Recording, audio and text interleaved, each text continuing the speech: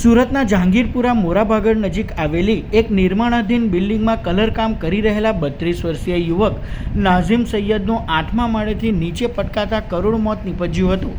નાઝીમ છેલ્લા 10 વર્ષથી કલરકામનો વ્યવસાય કરતો હતો. ઘટનાના દિવસે તે બિલ્ડિંગની બાલ્કનીમાં કલરકામ કરી રહ્યો હતો. એ જ સમયે અચાનક સંતુલન ગુમાવતા તે સીધો 8મા માળેથી નીચે પટકાયો હતો.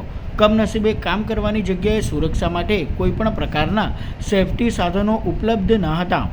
ગંભીર ઈજાઓ પહોંચવાના કારણે નાઝીમનું ઘટના સ્થળે જ મોત નીપજ્યું હતું. ઘટના બાદ સાથે કામ કરતા કર્મચારી તોસીફે નાઝીમના પરિવારને ફોન કરીને આ કરુણ ઘટનાની જાણ કરી હતી.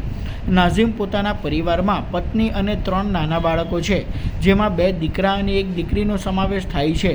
આ ઘટનાના પગલે પરિવાર પર દુઃખનો પહાડ તૂટી પડ્યો છે.